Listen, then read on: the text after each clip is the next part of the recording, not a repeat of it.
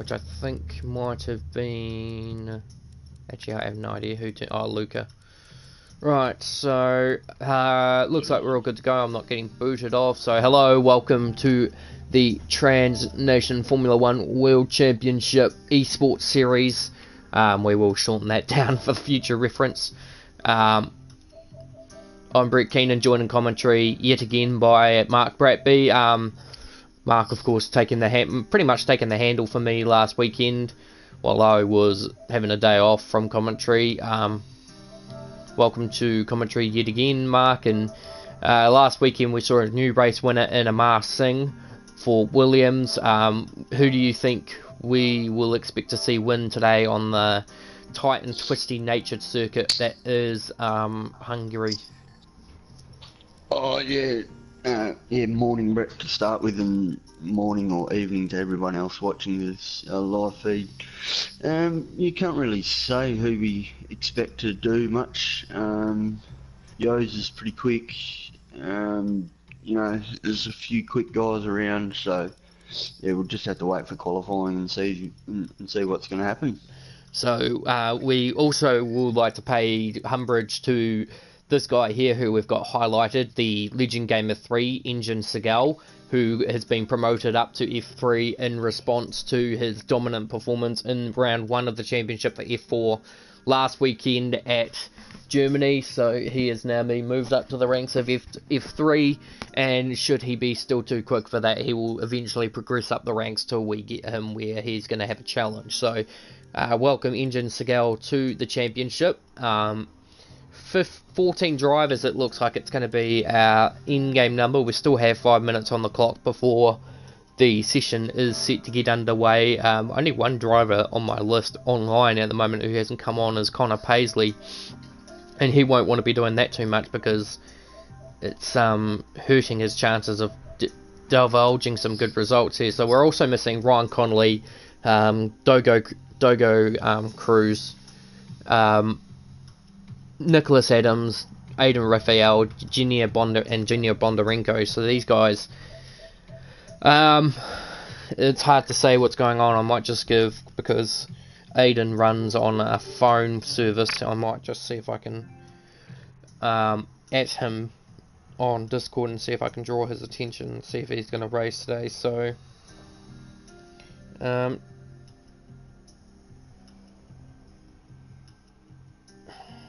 what's full stack? I have no idea. But anyway, so how would you describe Hungary in a matter of words? Tight, twisty. Not very. You don't really need a quick car. You need a car that can take corners quick. So yeah, a lot of downforce is required around here. And then yeah, anything can happen. Turn 1, 2. A really good overtaking position. So would you call it a personal favourite? Don't like it? What's...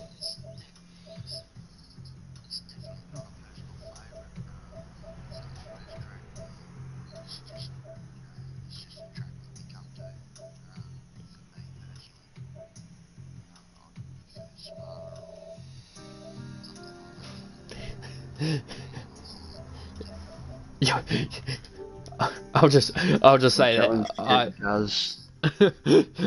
we'll ready up and we'll get underway since it's pretty much going to be it. But I'll just say this first and foremost: you're crazy, so you might want to go spectate instead of readying up. I knew that. Yeah, but yeah, you're crazy. I mean, I've never personally liked Belgium, and I'm actually quite glad to say that I might be possibly missing Belgium next weekend. So it'll be hard to say who will be commentating F3 next weekend. I'll be definitely a little disappointed that I'll be missing on doing F4 again, because there's been a lot of controversy around F4. For those who have not seen F4, a driver has been banned from the TNF1 for reckless behaviour on track, off track, and hopefully we don't see that kind of stuff, because we don't like seeing that stuff, especially on broadcast. it's a bad conduct. It happens everywhere, unfortunately. It doesn't matter where you are, your AORs, your PRLs, your IRLs and whatever. It happens everywhere. So as much as we don't like it happening, it happens, and we just got to accept it and move forward, which we are doing pretty much right now. So we're just waiting for all our drivers to pretty much ready up. So we've now got the timer going. So we're going to have 14 drivers today. A little more than what we've from previous. We are getting a few people that are just saying, you know, we need to up our numbers. It's not really our fault that these people don't want to attend when we set the races, so we can't be held responsible for our lack of numbers. It's more to do with the drivers that don't feel like wanting to race, or they feel like another game is more important, or things like that. So yeah, so we can't be held accountable for that, as much as most people would like to think we should be. As main coordinator and owner of the TNF1, I do apologise that we don't have as much numbers as we should do every weekend, but I can't. We don't pay these people, we don't pay our commentators, we don't pay our drivers, so we, you know, while we'd like to treat it as a job, we can't. You know, we can't force these people to race. So, you know, it's just one of those things that we just have to kind of accept and whatnot, and life goes on. But still, 14 around Hungary is probably, for the drivers, probably a more suitable outcome, because you don't really want to have 20 cars blazing into turn 1, all brakes locked up and all that kind of stuff. So we'll see pretty much how it plays out. We've definitely got names that we can already talk about that we think will be up the front. So, you know, you've got your Sterling West, you've got your Fene Delaclue, your Engine Segal, those kind of names. But Hungary doesn't favour the driver that is the quickest in an ideal world, but qualifying is critical above anything else because of how hard it is to overtake. So it's kind of like a Monaco in the way that qualifying is crucial for your chances. So you do want to have a quick car in qualifying, but you want a car that can handle the race on a full fuel load and all that kind of stuff. So you don't want to have a fast slidey car coming into qualifying and then have that car in the race, because it'll be an absolute nightmare. But at the same time, you don't want to create a car that's going to handle the corners very nicely. Yeah, so, you know, suffer in qualifying, because if you're at the back of the field, you're not going to be able to use your good race pace to your advantage. So it also comes down to the dirty air effect, the front wings and all that stuff. So next season, well, not next season, season 4, when we move to F1 2019, status on that's depending on the actual release date of 2019, whether or not will be what's going to happen is dependent on the actual release date of 2019. But I would tell you now that if they were proposing March DLC release, they would have probably announced it well by now. So I don't know what they're playing at with that. So anyway, we're riding here with Core Amon, who was the first driver to be on the circuit in the Toro Rosso Honda, and he's taken a very interesting line into turn 1 that's actually ended up him going completely offline. He's just come out, he's just rejoined right in front of what I think was his good mate Ashley Lawrence. So he's done that, but he's actually gotten in the way of Yefene in that process. So Yefene, oh, and he's done it again, he's done it 2 times in a row. So Core could be in trouble for that one by Yefene, because that would have probably been a run. Oh no, actually no, sorry, Yefene was on an outlap, so that actually won't hurt. And Blazers spun it. Oh, he has too. That's a running. That's it. Is that just before the chicane, Brett? Yeah, it's not hard to do. If you do get on the curb on the entry of the corner, it is very easy to pirouette the car. I think I did that last season in F1, so it's not that hard to do. So I think I'm not actually. Oh, we got another spin here. Just got caught sight of it. Jaden Felter in the same corner. Oh, you don't want to be. Yeah, you don't want to be reversing onto the track like that, mate. So just want to. Yep, that's good. And then back onto the circuit. So I don't actually know who the first driver would be to set a lap because actually I think it was Luca. I think. Oh no, here we go. So Court's set to 129, so he does go on with that lap. And then Ashley is a second behind, but I think the next Yep. who will be the next person to set a lap? I don't think it'll be anyone actually just yet. It'll be whoever was the first person to start their flying lap on this run. So you might be right that it will be Luca. So Luca will cross the line, do an 18.1 on the soft tyre. So that's not too bad for the first run. And then I think Amar Singh's on his flying lap. He's coming up to the last corner. So Engine Segal does a 24. Alexander Zahar into P1 with a 117.1 on the ultras. Now critically, I just noticed that so Engine Segal has done a flying lap on the mediums, a 124.2. Robin Kreff to the top. Robin with goes to the top. 116.6. Now let's see what his teammate just quickly, actually, Brett. I'm not seeing our new driver on my timing charts. P4. Oh, yeah, there is P4. Yeah, 124.2 on the medium. So not a very fast representative time, but that's just could be on it. That could have just been a tardy lap. Someone's had an off. Oh yeah, a Red Bull. So Ashley's had another moment coming. That looks like the last turn. Yeah, that's the last turn. I think I know what he's done. I think he was going to miss the pit entry, so he's actually swung the car off the circuit to avoid, and then he's grabbed the fence as a result. So let's see here. So we've got Amar Singh now, the race winner from last weekend's thing. Engine moves up to P2 with a 16.9 on the mediums. That's scary. That's quick, yeah. And now here comes Amar. Will he displace his teammate on the front? No, an invalidated lap it looks like. So your order currently is Robin Kreff, Engine Segal, Alexander Sahar, Luca Montageza, Cor Amon, who's just caught grabbing the fence coming through the fast sector. He and Ashley are having a rough time at the moment. Bojan Ivanik, so now we know it's Bojan, not Bohan, which, Bohan you would have thought, given the spelling of his name, would have been Bohan, but it is Bojan. Not that you can hear the difference really, but for his sake we have got it. And then Ashley Lawrence makes up position 8 with the other drivers not yet to set a time. So Yafene has set a time. He's done a 20.1 on the mediums to be P5. So, and he's just copped a bit of traffic here through sector 2. Still pushing like he's trying to do another flyer with these ultras. Don't know whether or not he's going to have the fuel to finish the lap and then get back around for the inlet. Actually, so mate. He's pulled it in the pit, so. So is Engine going for another run? No, he's 24 seconds off the pace into sector 2, so he's definitely not having another Matthew's coming across the line now to start his flyer on the medium tyres. So, according to my thing, he's on the ultras, so it must be a. Oh no, sorry, I was looking at the best lap. So you're right. So he is on the medium. So that's. Okay, now it's kind of fixed itself, but yeah.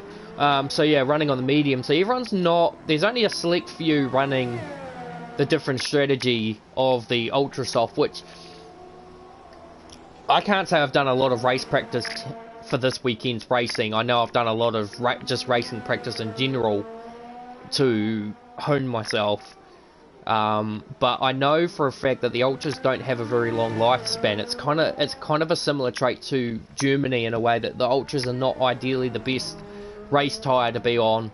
So I don't know what these guys are going to do, whether they're going to try and get on the softs and try and beat their times. I don't know if certain drivers will beat their fastest laps on the ultras, but it's definitely well of a hell worth to try. As Jaden Felter moves up to P6, Leonardo Martins goes up to P5.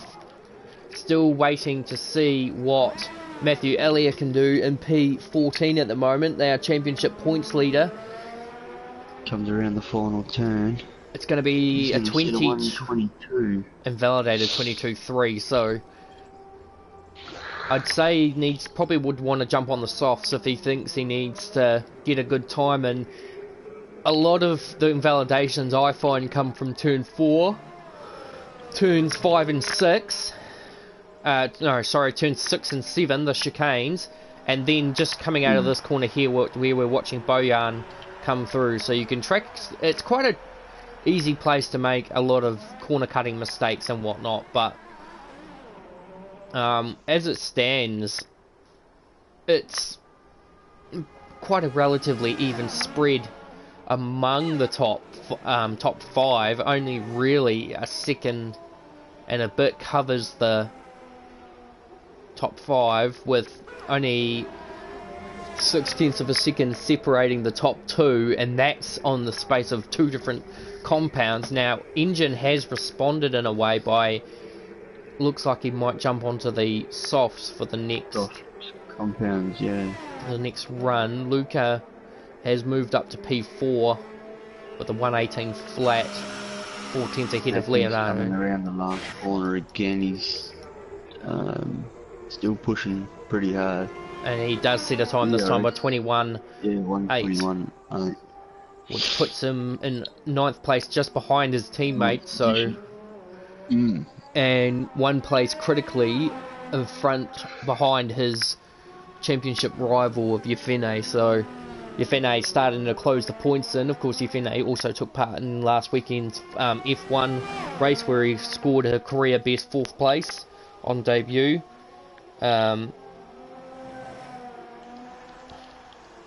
Oh, and for the record too, happy Australia Day, apparently. Yeah, we got a Mercedes turned around here on the start-finish line. Oh, yep, for Alexander, and he's... Looks like one of the Force Indias may be using him for DRS, but now that Force India is backed off immensely. Damage. Which is Bojan, actually. So Bojan's actually was... Don't know what was planned there. Someone's off at sector 3, whether that's an actual moment or just someone slowing down. Jaden fell. Forcing you. Yeah, Jaden slowing down to get in pits. But yeah, so yeah, apparently it's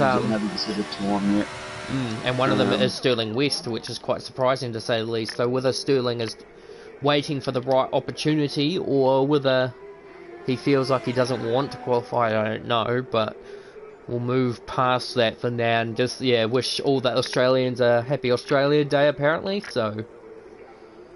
Thank you. Not really. I'm guessing it's a very odd for a day like that to be on a weekend. Is it a day thing, or is it like a date thing, or is it just a day thing, or...? Nah, it's every 26th of January. So do you guys Monday-ize those kind of holidays? So if it falls on a weekend, you still get the day off on the Monday? Yep. Okay, so we get the public holiday on Monday, so... Yeah, so that, yeah, it's the same thing as New Zealand. I just wondered if it was a New Zealand only thing about Monday-izing holidays, which has been kind of, kind of works for a lot of people that don't, they want to work. They want to get their time and a half in the day in lieu if they don't work through, or if they work through public holidays, or people that want to have their days off and they can't because it falls on a...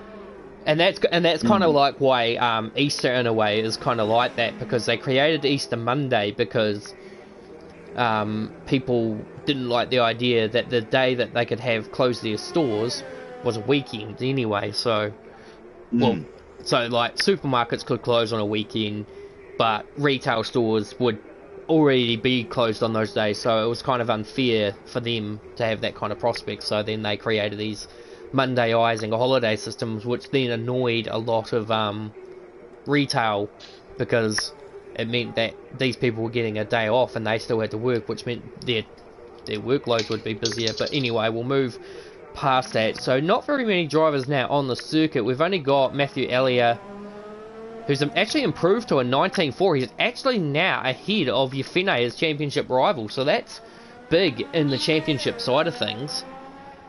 but he has taken a huge chunk out of those tyres to do it, which is will be a bit unnerving for him. The same could be said for Core Amon, who's done 4 laps on a set of ultra soft tyres. Ultras, yeah. I was just about to say that. It seems like the Toro Rossos are putting a lot of life out of their tyres in qualifying, and if they start on them, it's going to compromise their race strategy. On the mediums, it's not so bad because the mediums would take a few laps to heat in. So to put a heat soak through those tyres is a great thing, as they both actually simultaneously come into pit lane.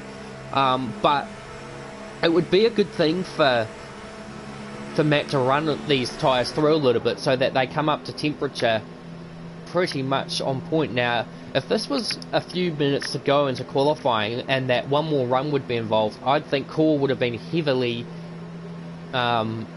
impacted by this double stacking thing, but I'm sure he wouldn't have known that was coming in on the same lap. So we've only got a few cars on circuit again. Fenne's out. He's just coming into the chicane now on his out lap. We've got Alexander Zahan now on circuit now. What we'll do is we'll do a virtual lap on board Alexander and show you a lap around Hungary. So heading into turn 1, one of the tightest corners on the track, you just got to position the car on the apex, not touch the apex as much as it will throw you off the circuit. Into turn 2, kind of similar circuit corner, except a bit more on pace. You don't have to slow down as much, but you still got to position the car right. Turn 3, grab the apex. Probably don't want to grab too much because it will hinder your run. Turn 4, this is the invalidation zone. He may have just gotten away with that one. Turn 5, don't want to hit that inner curb, that'll spin you around. Turn 6 and 7, this is where you can invalidate again. Let's see how he approaches it. Very nicely done, actually. Turn 8 and 9, very similar corners except faster. He grabs the outer wall, which does hinder him quite a bit, into 9 and 10. Similar corner, here you can invalidate into 10, 11. Hard on the brakes, roughly about 3rd gear. He follows that to a T. Turn 12, the 2nd hairpin, well the 3rd hairpin, which then, he's grabbed too much curb, it's hindered him quite badly.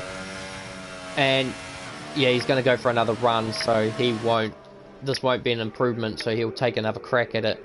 Now, funnily, I thought Engine would have come out and, did an absolutely gobsmacking time on the soft, but he's choosing not to do it. Robin Kreft, on the other hand, doesn't feel like his 1:16.3 is, his 1:16.6 is actually, that's right. Is under threat. So, and as we say that, his teammate goes to P2 with a 16.7 on the soft tyre. So if Williams 1-2, we have not. We've got Sterling West just doing a flying average into turn 2 for his one and only qualifying run. Could Williams be the first team this season to lock out the front right? In any category? So Sterling would have invalidated that lap, so he's got a minute to get around and do another one. And Yafene's teammate class has not set a lap either. I think this is a flyer, so we'll just see where he's going to wind up here. Comes through the last turn. It's quite a nice exit out of there. It's going to be an 19 flat, so 19 flat. Puts him P7.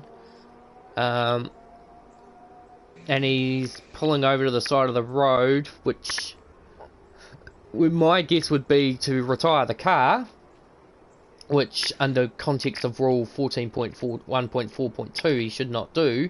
He's just parking there. It's a bit strange. No, here we go. He's gonna still invalidated his lap, so here we go. Is he waiting for people, or is he just? I don't know. That was very unusual, but either which way, it's going to happen. So Robin's gonna. Now that was weird to me. Why did Robin go out for another lap? Yes, it was under threat, but now he's just come straight back into the pit. So somebody's just jumped up the order. Yafene's just moved up to P5 with the 17.6 on the soft. So Yafene didn't feel like he had anything to go for them. Matthew Elliott is going to come around the last corner as well. Can he displace Yefine? No, an 18.9 puts him up to P8. So he does improve, and that will start him on the newer soft tyres. But yeah, critically, he's just gone a bit wide again. I think Sterling might have made a mistake by putting it off for so long. He could be starting at the back of the field, and he'll be regretting that decision if it comes to be. So he comes around the last corner. Could he still... Or this could be... He jumps to P3. So Williams lock out the front row for the first time in Transnation Formula 1 history. And of course, it's only the second front row lockout in Transnation third front row lockout in Transnation, securing pole position ahead of Matthew. And then last season, GP F3, well, which was known as GP3 back then, with McLaren locking out the front row, ironically, at this very circuit. So, yeah, there you go. So, Robin Kreft on pole position from Amar Singh. Then it's Sterling West from Engine, Segal, Alexander Zaha, Robin Martin, Leonardo Martins, Luca Monteghese, Matthew Elliott, championship points leader, Klaas Vassemir, and P10. And then it's Jaden Felter, Bojan Ivanovic, Cor Amon, and then Ashley Lawrence makes up the rear of the field. So, very interesting qualifying. Not a couple of drivers up there not expected to be, so hopefully we'll see a bit of difference in race. Of course, different strategies being played at as well. So, certainly standout performance was Robin Kreft to secure his first pole position of his career, and then of course to back it up with the front row lockout from Williams as well. So in a few short minutes time we'll get Mark to run us through the TKA media starting grid. Conditions looking quite misty as well as overcast. Yeah. No, we had no indication of weather from any of the drivers today, so we don't really know what we're expecting. So everything we take here is going to be through closed eyes, if you call it. But anyway, we'll leave it up to Mark now to run us through the TKA media starting grid. So in P1 we got Robin, P2 is Amar, P3 is Sterling West, P4 is the legend gamer. I don't actually have his name, so. Yep. P5 is, just let me get my name list out. P5 is that Alec? Yep, Alexander. P6 is Leonardo. P7 is Jeff. P8 is Luca. P9 is Matthew. P10 is Klaus. P11 is Bojan. Jaden. Bojan is 11th or 12th. P12 is Bohan. Then you got Court Amar at 13. And then you have Blaze in P14. So we've had three people already disqualified from the session, which were Leonardo Martins, Bohan, and Core. So very interesting already. Now I actually did just check the stream, and it did say dry all around, courtesy of Matthew Elliott. So thank you, Matthew, for providing that information. So a dry race all around, just overcast conditions. So overcast conditions usually means the tyre wear actually is a lot worse because the residual heat stays on the circuit. Now we talk about residual heat like it's a real thing, but I'm sure Codemaster would take that kind of theory into consideration when making games like that. So expect tyre wear to be probably about maybe a few laps a bit worse than usual. So we've just got to try and get this working. Here we go. So the lights are building up. We'll have a delay as usual. And then revs build up. We're just waiting to see how it goes.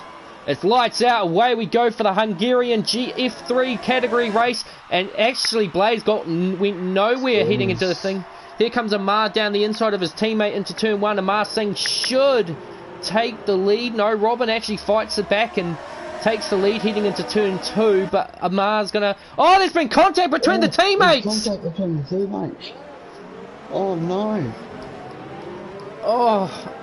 it was hard to distinguish really what happened there. It looked like it kind of was a bit of touch and go, because Robin tried to hold the inside, like Amar had the inside, then I think from what I could see it looked like Robin tried to go defensive a little bit too early or a bit too late, and contact was made. Alexander Zaha has made a good start too, to sit currently in P2 ahead of Sterling West. So Sterling West has gone nowhere.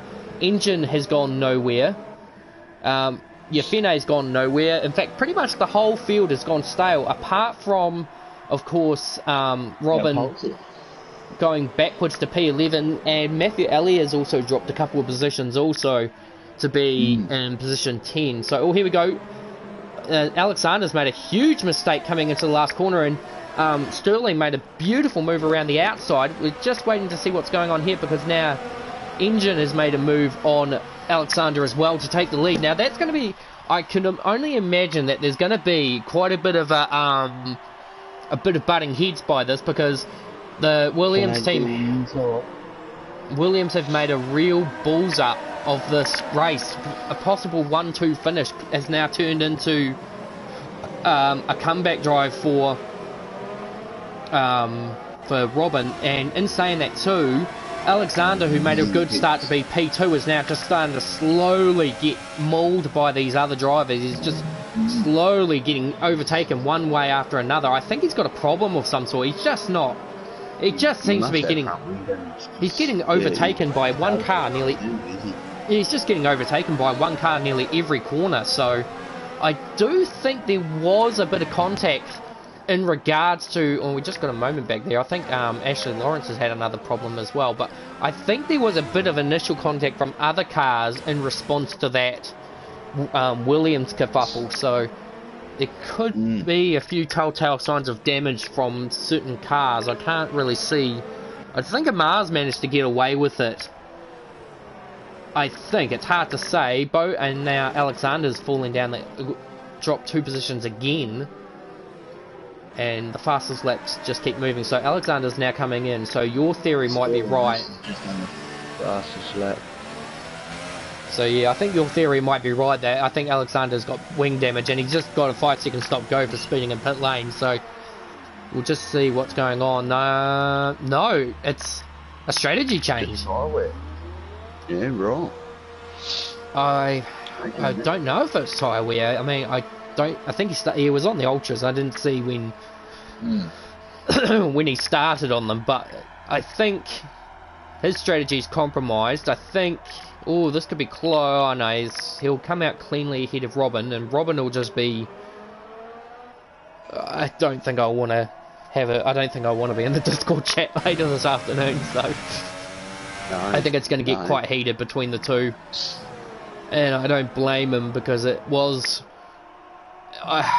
it's hard to say. Oh, Yefene, huge moment coming out of back corner. I thought he was going to grab the fence there for a second.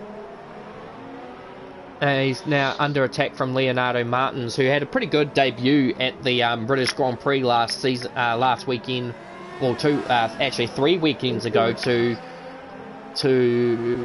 debuted in Austria and had a good run there to get on the podium in the Ferrari's 1-2 finish at Austria, which then later promoted him to the win because of Liam West leaving the league on that day. So Leonardo reaping the results. Matthews in the pits as well. What's going on? Is this a wing change or a strategy change? Or? It is a wing change. They have got the wing there. Yep, so that's wing damage. And we've got a battle here now between Robin Kreft and Alexander. So Kreft now trying to make amends for what's happened. He's going to go down the inside at turn 1. Will Zaha respond? He's going to try and do the switchback, but Kreft does hold the gap. This could be a repeat of turn first lap, but no, it looks like Zaha gives it up, and Kref now back up to P13. So Kref will try, no, P12, sorry. So Elia's dropped down to P14, went back on the soft, so I don't know if that was a idealistic strategy, but we'll just see how that plays out in the race. But either way, we've now got a battle for the lead here between the top 3 guys. So Singh under attack now from West with Segal right behind. Now Segal will slowly start to feel those medium tyres kick into effect, so very soon you'll see Segal on the back of these two. Now, we've never had in history of the Transnation Formula 1, because we don't generally have it happen, we've never had a driver that's won one category, been promoted to the next category and win the race there. So Engine Segal looking to make history as well by being the first driver to win one category, get promoted to another, and then win the next race on promotion. So this could be an interesting telling point for the Swedish driver on how he approaches this part, because he's catching these two quite rapidly and he won't want to do anything stupid. He'll want to hope that these two just kind of escort each other off the road, and he'll take and same's going here for the battle between Yafene and Martins and Leonardo, isn't it? Yeah, so Leonardo, and Ashley's just gotten a time penalty as he's actually made a move on Core Amon. So Lawrence just trying to pick stuff together, and he's just having a meal of it, and he's got Ivonic and Amon breathing down his neck as well, and then you've got Versemir in P8 and Felter in 7th, with Montegeza holding down a pretty lonely P6 at the moment, so he'll be enjoying the lack of cars around. And as we say that too, because Zaha hasn't let Kreft go either. Difference in tyres, of course, so Zaha on the softs and Kreft on the medium, so there is a bit of difference here. Now I can't help but think there's going to be a move here in a second between West and Singh, because West is breathing down the gearbox of that Williams. In fact, if he didn't get, he's going to go for it here. No, he's not. He's pulled into the draft, back into the draft. He was sizing up a move there. I wasn't sure whether or not he was going to go for it, but it would have been ugly. So he's thought about it, and this has really brought Segal now back into the picture. And if they're not too careful and keep battling, they'll draw the battlings 4th and 5th in as well. So they don't want to be squabbling too much. In fact, Martins could be sizing up a move here again on Delacruz. So, but right now, as it stands in the championship perspective, it'll be a 12-point shift back in Delacruz's favour to Elia, who will score no points as it currently stands. Now, is there going to be a move here? Oh, West thought about it for just a split second there. Here comes Martins. Martins throws it down the inside into turn 1. Delacruz tries to give him the squeeze, but Martin will have DRS heading into 2. Will he keep it together coming around the outside? He's got to try and do it around the outside. Will he pull it off? Delacruz goes a bit... There's a bit of contact there. Oh, and Martin's throwing the car all around the place, trying to keep it into perspective. A move being made at turn 1 between Amon and Lawrence. Lawrence down the inside at 1. Oh, there's going to be contact. No, they've managed to keep it clean. But here comes Ivonic up the inside at 2. Backs out, and I think he's gone wide into 2, so that's pretty much ended his charge there. Still the battling Kreft and Zaha. He's catching up with our pole sitter back here in P12-13. Oh, we got someone off it. Yeah, we got Koramon who's spun at 4. Now we're going to watch this battle up the front, because it is pretty much a drag race heading down the first string. Singh has been given the notion that West made a mistake at turn 3. Here comes... Oh, West with a dive bomb down the inside at 1. He's pulled it off. What a move by the American. Oh, there's contact with Segal. Oh, no. Has that hurt Segal in any shape or form? Very gutsy move there by the American. In fact, I think, yep, Just letting him go through. yeah, Singh has redressed that situation. He's felt like he's aggrieved there. Now, is there damage on the Swedish McLaren? We can't really see as of yet. We'll see here. Does not look like it. No, it looks like he's gone away with it. In fact, Leonardo's managed to get past Delacruz as well. So Martins has passed Delacruz as well. And we see Amon in the pits now. That promotes Elia up to P5, P13. The battling duo of Zahar and Kreft still rages on. Blazes, yeah, Blazes all sideways out of turn 3. But I think for West, oh, and Blazes retired. I think he's just pulled. Yeah, he's actually just retired the car. Yep, there it is. They're pulling off to the side of the road, so he's giving it up. So he really needs to pull into the pits to do that. But I have to say that move from Sterling, it came from a fair while away, but Amar had the right of mind to actually get on the brake and just get it move over a bit to give space. So it was very well executed, actually. And it hasn't actually hurt.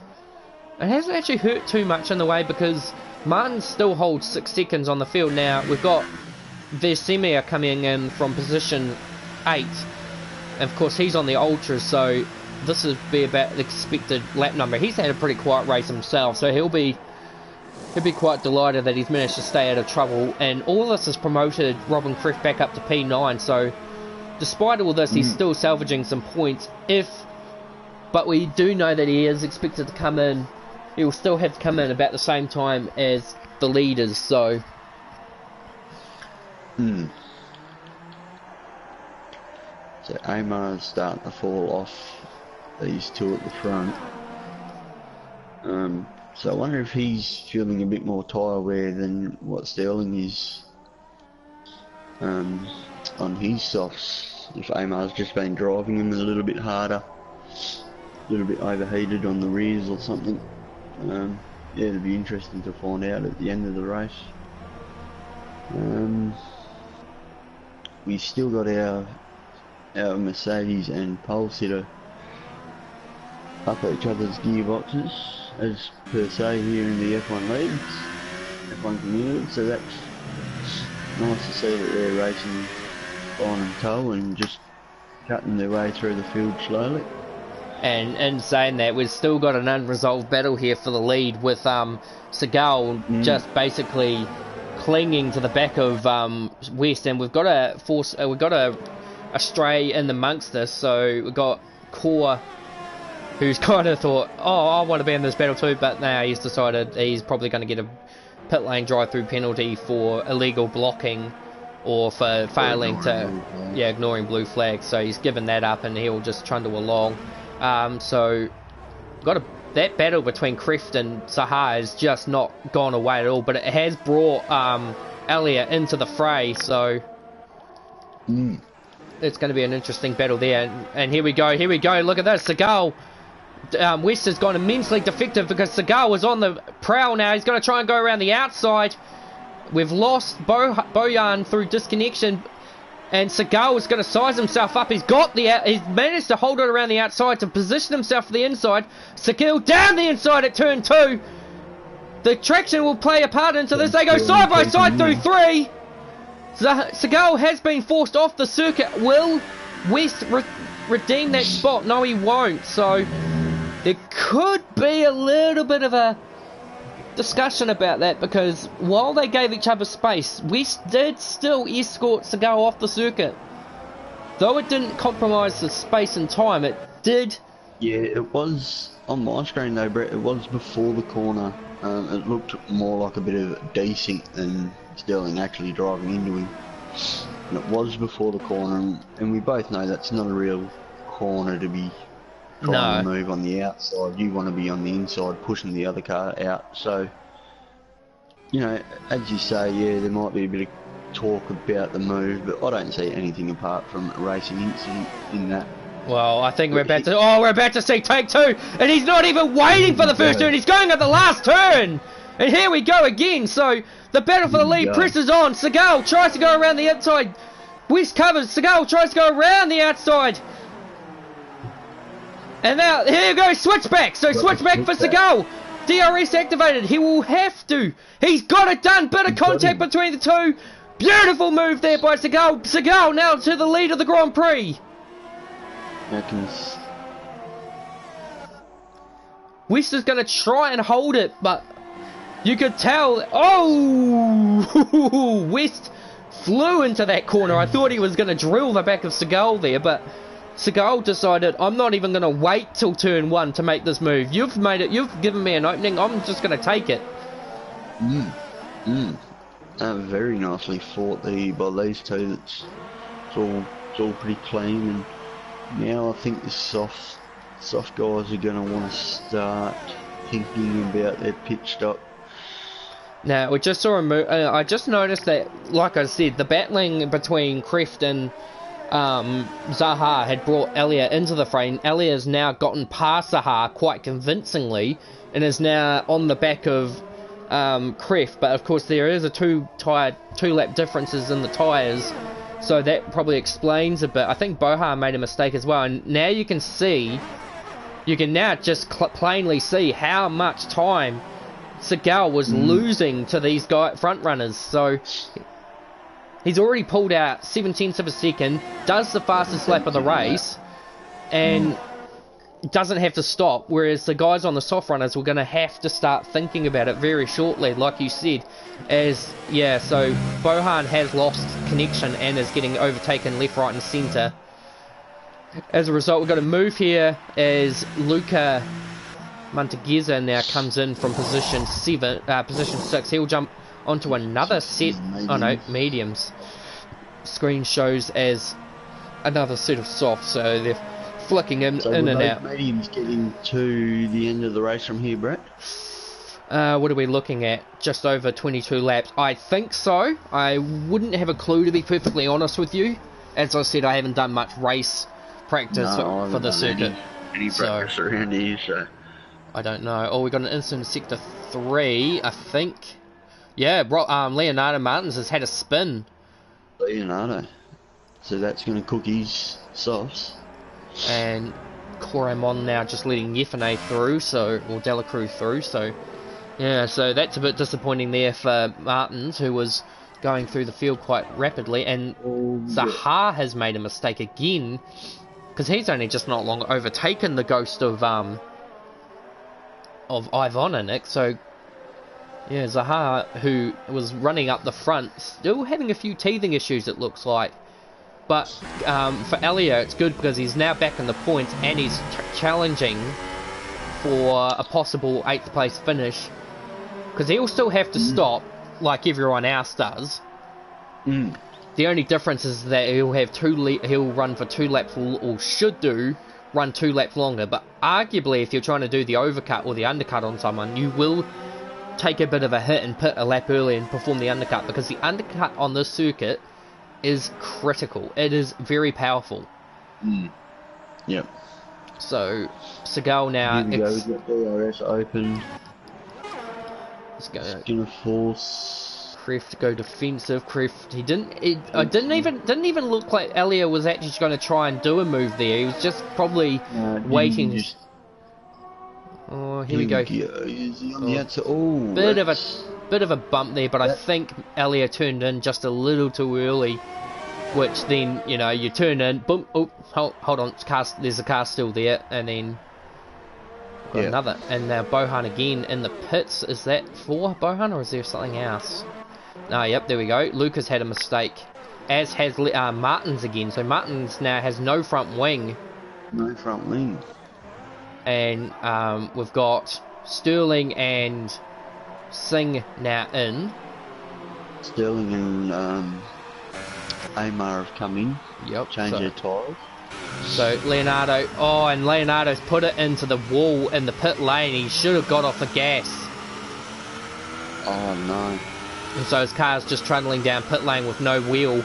It will retire irrespective, even though you're about to watch it now. No, it actually did not make it to the it didn't make it to the pit. It just stopped inches from his garage. No. But either way, so Luca made a mistake, which has now put him into the clutches of Kreft and Elia. Will Kreft make a move up the inside? Yes, he will. This could... Oh, the beautiful save. That was a very beautiful save there by Kreft. But that's going to put Elia in a shot here to try and have another go. Again, wide into 3. And we've lost Amon as well. And I can see where... I just managed to catch where he did it. Just saw it just off the shot of Zaha's car, just in that fast corner where it's very easy to do. So the attrition rate's starting now to pile on as Delacruz is now in from position, well, from the on-track race position 2. So that's put West back up to position 3, and Singh has lost his front wing. Oh no. And now, I don't know if Jaden's in because of this result or he's on pit strategy, but this has hurt our former race leader's chances.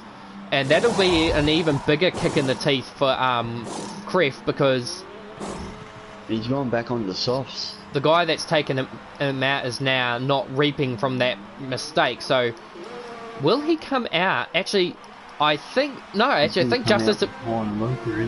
No, he's going to come out behind Kreft. He's going to come out behind his own teammate. So this will be a little bit of justification for Kreft, a little bit, but Singh will have the better tyres, so there will be an overtake, no doubt. And yeah, but he's still going to need... He won't get these tyres to the end. No, he won't. Talking 20 laps, and it just won't happen on the softs. And so this is where engine's going to be at his best, because his tyres will now be at their prime, as West actually now just overtakes him on the fasting lap. Yefene holding down P3, and this will be effective now because of all the things going on around him. Jaden Felter with a career best so far of P4. Luca looking for a career best of P5. Probably would have been P3 if it wasn't for his mistake. And now the two Williams are going to go at it yet again. He's a little... you can tell by the racing lines, well, racing styles, that they're very different in the way that they approach things. So you can see that Kreft is very, very gentle on his control, or on his movement, on his pace and all that, whereas Amar is just aggressive, looking to try and find that every little opening he can to make a move. So he should get this move done here. Kreft will be a little bit sour on the idea of letting him through like that, but you have to look at the tide.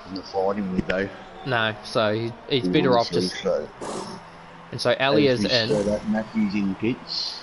Another front wing change. Front wing. Another one, yep. But he should still retain P10.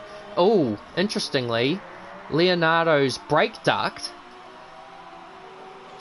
I wonder if that just damaged Matthew's car again, because he just ran over Leonardo's brake duct that was stricken on the pit lane from the incident. So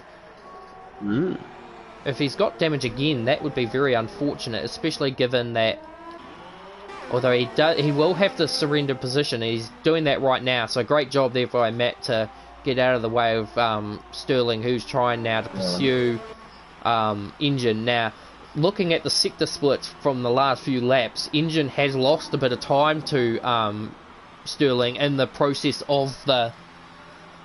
Just to stop you there for a second, Brett, we've got a big scrap here for P6. Oh, we do too. Difference in tyres. Again, major difference in tyres, so... Here comes Jaden down the inside at turn 1, Robin. And Robin doesn't fight. He's going to try and do... Oh, he's going to try and do the switchback, but I think he just might have just damaged his wing doing that. He's got the run on him though. He's on the outside. If he keeps it here, he'll have the inside of turn 3. But no, those tyres will be... Those tyres will be kind of somewhat screaming out for help. And now we've got Bohan's Ghost in again. Ghost in pit. Which should put Matthew up to back up to P9. And we should expect to see Klaus back in at some point. Sector 2 incident. Nothing I can see. No, I'm not saying anything either. So we should expect to see. Well, actually, we'll go by your theory. So you asked the question of, I can't remember who you said it was. Or was it Yefene that you asked whether he would be able to make 23 laps happen on the set of mediums? We're coming close to answering that question in regards to Engine, who's been on these tyres for 18 laps now. So he's going to come across and to don't start. Forget they were his qualifying tyre too, so they've probably done. So there we go. There's your answer. So that is in. Yep. So there's your answer. It's a big fat no. So even on fresher tyres, you're looking at 20 laps. So I'd say give or take 20 laps. So no, you won't be able to make. And I did notice he's been running light on fuel. He must have underfueled the car because his fuel light's been on the whole race. So oh, this is going to be close. This is going to be close here between Sterling. No, it looks like Seagal's managed to.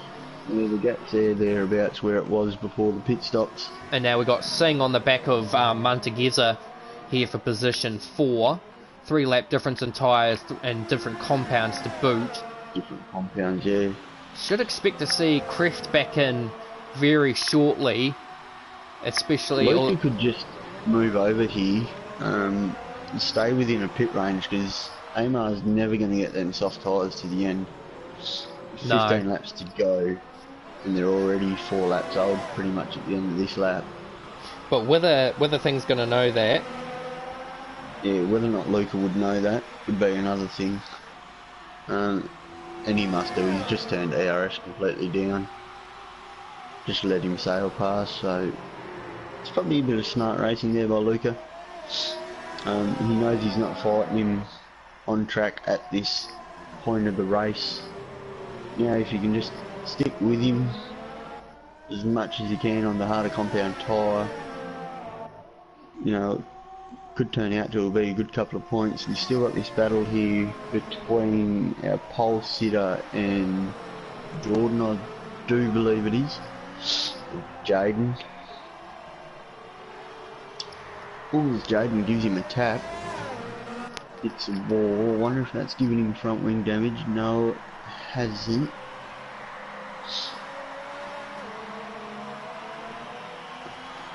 So sorry, just giving Bojan information as to get back into his car. He did ask and I didn't see it, but anyway, back to the point at hand. So got a battle, I don't know if you were just mentioning it or not, between Elia and Visimir for position 8 and 9. I was watching Jaden and our pole sitter. Oh yeah, oh yeah, felt it. Oh yeah, Kreft's gotten back past, so that's interesting. As Kreft now comes in. As Kreft comes in. Now what this can put him on? He'd squeeze out the softs from here, but it's a little bit of tyre saving still, so this should be his last pit stop. So will Elia make a move here? Or he should. So you should be able to manage something here because Visimir is going quite. I'd say his softs will be having enough, and as you can see, the traction difference is. Elia didn't even need DRS to initiate that overtake, but will Visimir try and throw it down there? No, he won't. He will hold ground, and that's position 8 for our championship points leader, who's going to lose a fair amount of points this weekend, but will still have the knowledge of knowing he's managed to score points and minimise what could have been a possible loss of championship. Because as it stands, I think if Yefene was to win this race and Matt didn't score points, then we would have a new championship points leader. But saying that, Yefene's still got a pit, so it's not all set in stone yet, ladies and gentlemen.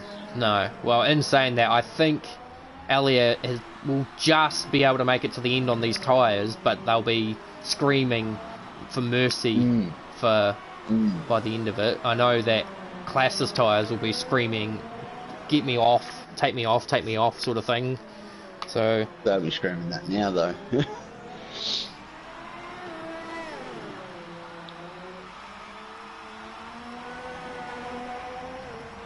So there's going on, ladies and gentlemen. Unfortunately, it's all gone a bit stale. So how have you found the racing so far, Brett, as we've got the Legend Gamer in P1, Sterling West in P2, and your Fene in P3? Well, I will say for one that I think Engine will be a little happier on the prospect that he's probably had a bit more competition to work with today, as opposed to last weekend when he just ran away with the F4 victory, and so he'll probably still feel like he'll need a challenge, but as far as it goes, he's definitely had to work for today's victory. Well, I mean, we're only surmising anything's a possibility, considering he's actually on a different strategy. We could still wind up needing him to do another stop, because the softs probably won't make it to the end, or if they do, they'll be screaming. Definitely disappointed about the first lap incident between the two Williams. I mean, they could have shown each other a little more respect in the regards to track priority. I think it came down to Sector 3 incident. Can't see anyone. Yeah, Luke has got a time penalty. It'd be interesting that they'd give a yellow flag for a time penalty. Class now in. No, he's only in Sector 2, so... Sector 3 again. That's could be on the account of Bojan's ghost, maybe, as it's just been now overtaken by Zahar.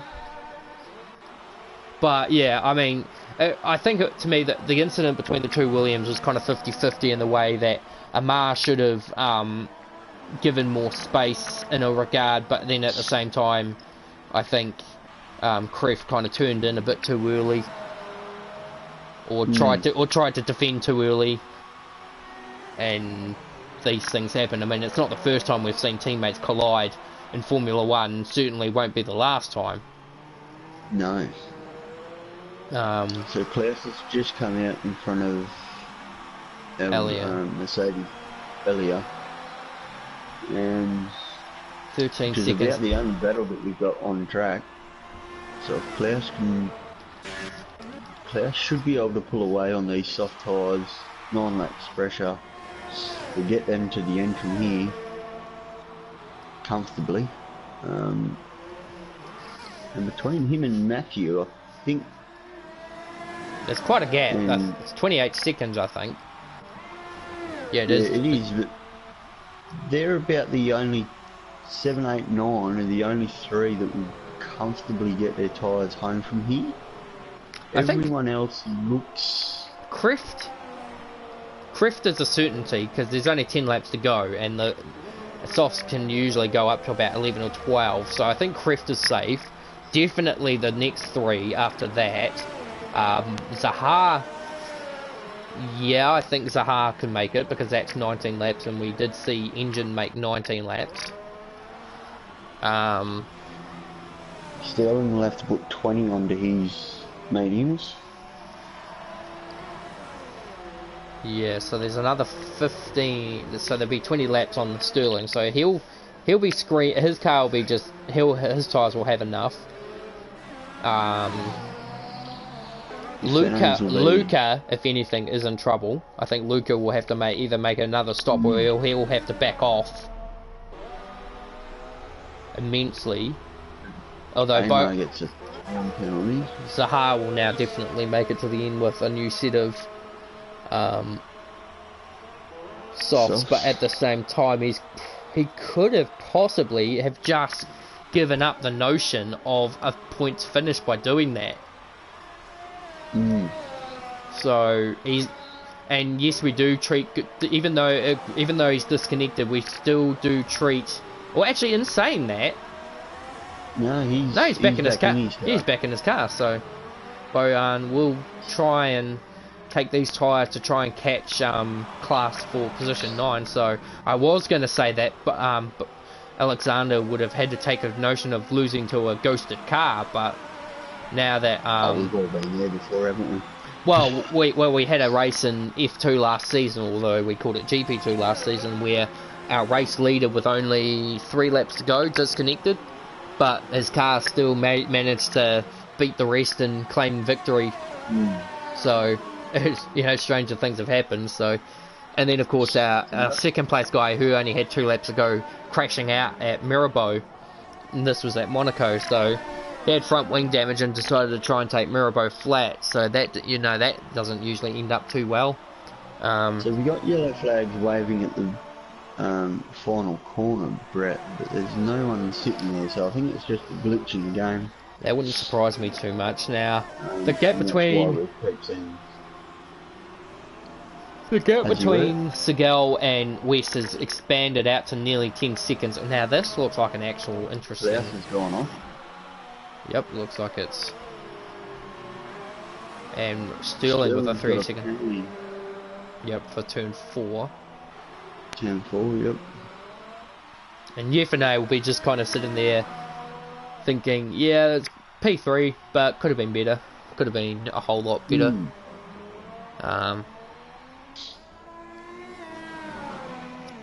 Definitely a more exciting race to watch than the F4.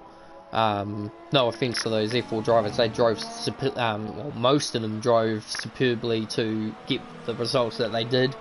Bo Vanderberg, of course, taking victory for the first time, extends his championship points lead, as opposed to, of course, Engine moving up to F3, and looks like it could be set to take the record for the first driver to win one category, move up to the next and win that one. To win 2 categories in basically the space of 2 weekends, so we haven't seen that yet. We did have an instance last season where Daniel Vale, our championship points leader in F1, looking a bit squeamish. Actually, no, sorry. Our former points leader in F1, Daniel Vale,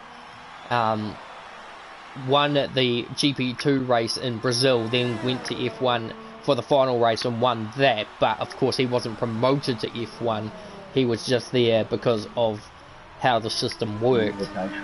Yep. Well, it's not so much invitational, it was for the sake of the last round of the championship, all the categories split into what they were going to be this season, so...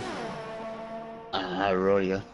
So we had a kind of an exhibition race, because the F3 title was the GP3 title was decided. I had of course won my back-to-back world titles, and the only real battle that was happening was the GP2 title between Alex and Mackenzie. So it was just more interesting to throw them into the F1 bracket and just let them duke it out. So it happened, and it pretty much went to the way of Mackenzie. So we've got the leader coming up with some lapped cars. He's got around him quite comfortably. No real battles at the moment, but as you say, yeah, that yellow flag is flashing at the last part of the corner. And then Sterling is gonna slowly draw himself up to Bojan, so Bojan will... Is that Bojan or is that Jaden? No, that's Bojan. No, it's, oh yeah, it is too, Jaden. So yeah, so position 6 now, a lap down. Let's just see. So where is? So yep, even P5 could be under threat from being put a lap down. So we don't see that too often, especially not in many. Of course, we did only see 3 finishes in the Monaco Grand Prix in F1, so and then in the beta test round 3 at Belgium, we only had 1 finisher out of 15 cars, and that was our first 100% race. I had notoriously taken myself out from position 3 with crashing into the pit entry. Interchangeable conditions, going from dry to wet. Just turned in a touch too early, grabbed the corner of the pit entry, ripped my wheel off, reset me back to the track and DNF'd me. So Still, podium for that result. You know, had a handful of podiums in the beta test. Never won a race actually, other than the pre-season and the mid-season testing. Scored a pole. That's about as far as I went on quarter my first title. And then Sounds like our Christmas sprint. You never won one there either. No. But the difference is I didn't win the sprint. Well, there wasn't really a winner sprint mode thing for that one either. But no, there wasn't. We've seen different challenges through different means. So like the first sprint mode we actually had ended up being like one of the challenges was go to Russia, and the driver who could score the most penalties without disqualification would win. Oh, and here we go. Change of scope. Got Sterling in. So our theory about whether he would go to the end is pretty much no. But then that poses a question about whether, in fact, in saying that, that's even put Engine at a question mark too. Now that I've come to think about it. But will Yefene... I think Sterling was just going for the quickest lap, to tell you the truth. Brady had a sizable gap behind him. Yeah, so... you know, he wasn't going to catch P1, so I think he's thought I might as well just go for the fastest lap. Yeah, the gaps have pretty much massively staled out, so the closest battle we've got is pretty much Kreft on Felter, and that's 7 seconds, so... I think we've pretty much so I think we've pretty much got a basis of the field is pretty much going to be, unless of course we see an accident, the field is pretty much, there are penalties to play in it, but I don't think anyone's in a real dangerous position. I don't think anyone's got that many to drop on the position. Be interesting to see nonetheless. I think Engine's been safe in that whole field, so I think the whole field apart from Engine have got penalties, although I don't think I've seen Alia score penalty either, so it'll be interesting to see how that plays out. Just waiting to see what... I think Sterling's only got 3 seconds, so... it's definitely going for the fastest lap. I don't think Yefene's got any, has he? I don't think I've seen any. I have been on and off focus every now and again, so it's hard to say. We'll just watch this lap and see. He is coming up towards a Williams, which I think is Kreft, which it is. And Kreft is actually... oh no, that's the second Force India, so Kreft has got one Force India to deal with before he can get to the other one, but I don't think he'll catch him before the end of the race, given that... Sterling goes very wide at turn 4. Although Felter's tyres would be slow... oh no, actually no, Felter's tyres will be very much on there. West has made quite a fair amount of ground in the space of those few laps. It's a shame that there's only 2 laps to go. So, yeah, we don't think we're going to see any threat from West on Engine, even if Engine was to miraculously pit. But we'll see now if West does do the fastest lap of the race, which we know is pretty much the end game from all of this. So crosses the line. No, surprisingly not. No. Not yet. Well, let's have a look at. More laps to go. Let's look at his telemetry. He's running no ERS. So he's built. Yeah, I see what he's doing. He's building his ERS up. So he's just going to run 0 ERS to build up his tank and then go for a flyer there. So he's got enough. He's got a gap to do it, so he can do it. But he will. He'll have 2 laps to give it a go. But so Yefene didn't come in on that run, so he'll pretty much take his tyres to lap 19 laps. Oh, we got a spinner. Actually, just caught a spin there from Zahar. Just on the distance, you could just see his pirouetting Mercedes. In the pits. Yeah, I didn't think Luca would manage to get to the end. That is 21 laps. This could change. No, it's very touch and go. He'll jump on the Ultra Softs himself. And Luca's a lap behind, so it's only 1 more lap. Yeah. Really. But yeah, he'll get out just ahead of Jaden Felter. Well, not just, but Felter will be in range of an attack, but I wouldn't see anything coming from it because Felter's on 17 lap tyres, so yeah, so if Luca went on with that, it would have been 21 laps on a set of medium tyres, which wouldn't have been too bad, but he must have been fearing his Would have been about par of what we were thinking, wasn't it? yeah, but in saying that, I think he would have been fearing a puncture, which would have ruined his chances of salvaging his career best 5th place, whereas at least now he can build that gap back up. definitely, I think Luca's got a few penalties actually, so this could change things. you really got to pull away. I definitely will say today, for me, driver of the day has to go to between Engine Segal and Robin Kreff. Robin for just getting his head down despite what happened at turn 2 with his own teammate. He's got his head down. He's just forgot about it, gone on with the race, and he's going to salvage some points out of it. And then Engine didn't quite. Would have thought he was going to run away from it at the very start, but he just bided his time, and that beautiful daring move on the last corner to pretty much size himself up with the race lead. You just can't disregard that for anything. And also Yefene too. Yefene's had a pretty uneventful race, but still to be P5 after qualifying, and he's going to take a huge bite out of Elia's lead heading into Belgium next weekend, which is Yefene's home Grand Prix, so he'll be wanting to do well there if he wants, and be more than happy to take the championship lead there than he would here. But anyway, we're about to see history in the making here for the Transnation Formula 1 World Championship. Engine Segal, who made his debut at the German Grand Prix last weekend, scared everyone to death with his second place time on the soft middle compound tyre. Won the race convincingly. He's promoted up to F3 and he's going to take the victory. The second category he's promoted to.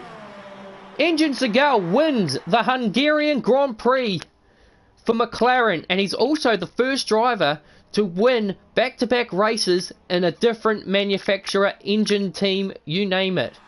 Luca Monteghezza takes the fastest lap of the race on a 18 flat. Can Sterling take it on quarter second? No, he can't. So Sterling takes P2, and Yefene Delacruz will take home P3 from 5th on the grid. So a great result there. Then it will be Amar Singh, Luca Monteghezza, Jaden Felter, Robin Kreff, championship points leader Matthew Elliott, Klaas Vassemir, and Bojan Ivoninik, despite missing half the race through disconnection, will take the final points position. So we will now take this time to, I will suggest these drivers to Mark, since he is the room host. I'll just try and find their names on the list. Who am I?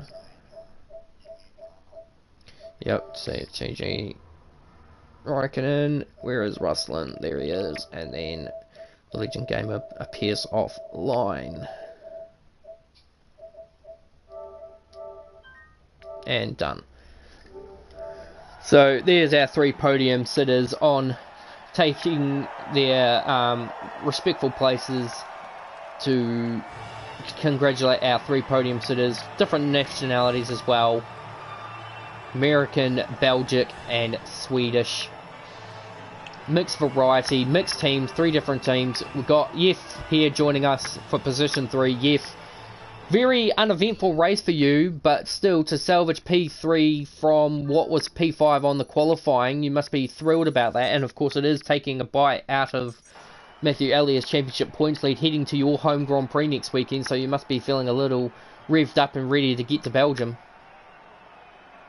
Yes, I'm happy with 3rd place, but I had zero pace. Well, I'm happy next week home Grand Prix, so I'm thrilled for it. And it's a great way to get yourself sized up and ready for that one. Well, thanks for your time, we'll move now to Sterling. Where's Sterling? Quite a big battle up the front there between yourself, Amar, and Engine Segal. Of course, Engine with that daring move up the inside at the last turn, that must have got your heart fluttering a little bit, but still, T2, that helps you in your championship bid. Just talk us through those battling moments with our eventual race winner. Yeah, I was hoping that you guys got that on the stream. Yeah, first stint was pretty fun. I knew I was in trouble though. He had that pace in the medium tire, and honestly, he just had the better car. I think I made a setup mistake before qualifying. I moved the ballast a little bit too far forward to help with the tire wear, but hopefully come back to Spa next week with a better car, and it's one of my favorite tracks of mine. So hoping for to get back on the top of the podium. Doesn't look like we're going to get Engine in for a chat. Looks to be the silent type. Mark, you got anything you want to ask our two podium finishers? No, no. Yeah, I'm pretty sure you've covered it all, actually, Brett. Yeah, very well done by both of you mates. And actually, what did you think of the collision on into turn two there by the two Williams on the first laps? Yeah, for now. I was Yeah, just trying to. well, actually, no, Sterling, we'll give you the first opinion on that. Yeah, we'll give Sterling the first opinion. I was just trying to keep it clean there. I believe it was one of the Williams or maybe the Mercedes that just knocked me out of the way on the first quarter, so I lost some spaces there, and yeah, just try to keep it clean. And I really have no idea what happened. It's just chaos as Hungary usually is. Yeah. And Yef, what did you find out? I saw something happen in front. I said, okay, I need to be clean, and I was seeing in turn one it was already a bit of chaos, so I was backing off already for no incidents in turn two, because I know turn one is mostly clean, but turn two is off camber, and you can easily lock a brake, even especially in turn one, in lap one. So I was backing off a little bit. Well, thanks for your time, gentlemen, and we'll see you again at Belgium for round 13 of the championship. Thank you, everyone, who partake in watching the Transnation Formula 1 esports series. I'm Brett Keenan, joined with Mark Bratby, podium sitters of Yef and Sterling West. We go to, of course, as I say, we go to Belgium for round 13 of the championship. Round 3 for the F4 championship, of course. If you haven't watched that, watch that now. Tune in tomorrow when, of course, we go to the F1 Championship, the main game, as well as F2, 8 a.m. New Zealand time for F1, 11 a.m. NZ time for F2, where I'm going to be taking the back seat this weekend for F1 commentary, where Sterling West and Matthew Elliott will take it for the firm in preparations for next season commentary. Without further ado, thanks for watching, guys, and we'll see you tomorrow when we bring the main game out to have a play around